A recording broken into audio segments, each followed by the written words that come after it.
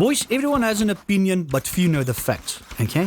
I get my in-depth match stats and analytics at AORtv.com for all your ratings, rankings, and rantings. How's it, guys? Welcome to AORtv TV. So with referees these days under a lot of pressure to not go with the millions of scrum resets, they're quick to go to the penalty. These days, I think there's probably four main penalties. One is for the tight head standing up. The other one is for the loose head scrumming in and scrumming up. The other one is leg on the ground, and then the other one is losing your bind.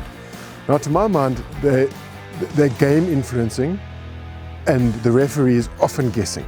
So we need to get these out of the game. I mean, and it's actually akin to a fly half being penalised for dropping the ball, or a centre for missing a tackle. We're here at the pristine Piley Reese. I've got Stormers prop Ollie Kevel with me. We're going to have a look at the dark arts of scrummaging. So look at what the props are trying to achieve upon engagement. There's a loose head. His aim is to get under the tight head, aim for his chest, and actually try and get him out the scrum. I mean, that's actually one of his primary objectives. There, Ollie does it fantastically, and I pop out like a champagne cork. Right, so what's a tight head trying to do?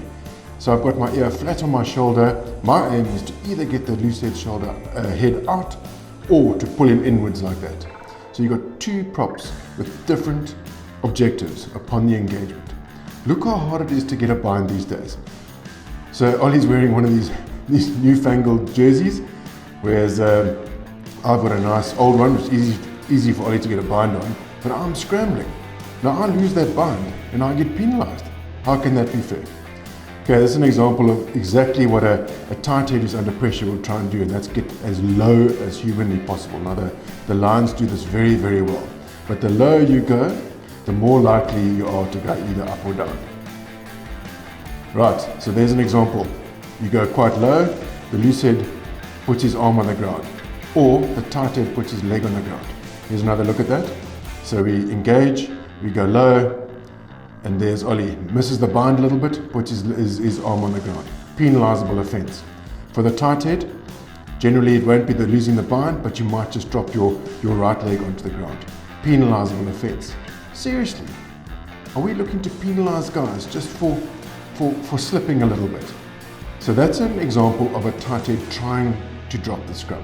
So generally you'll see the tight head's hip go down. It won't come from his shoulder, but he's under pressure or his bum's in the air like mine is right now. What you'll do is you'll drop from your hip down. But that's very, very difficult for a referee to see. So that's an example of a tight head forcefully trying to drop the scrum. Okay, here's an example of boom. That's me opting out of the scrum. So as a tight head, I think, oh my word, Ollie's got me here, I'm in trouble. And what I'll do is I'll opt out of the scrum and I'll stand up like that. Again, penalisable offence. Now, if we have a look at this, is now Ollie forcefully trying to get me out the scrum. So the two look very, very similar. Ollie goes in hard as a loose head, he gets his head underneath my chest. His aim is to get me up, boom, and he does scrum up and in and I get popped out.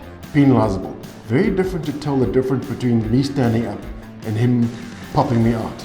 This is an example of a loose head opting out of the scrum. So what he does is he eases down the left-hand side and opts out of the scrum. Again, another penalisable offence. So guys, I hope that gave you some insight into the mechanics and just the sheer physics of the scrum. You know, those are two masses coming together, and you know, if props can't really tell who's going down, how do we expect refs to make such a tough call? So I think what we're doing with the scrum is we're just giving players an opportunity to milk the penalty.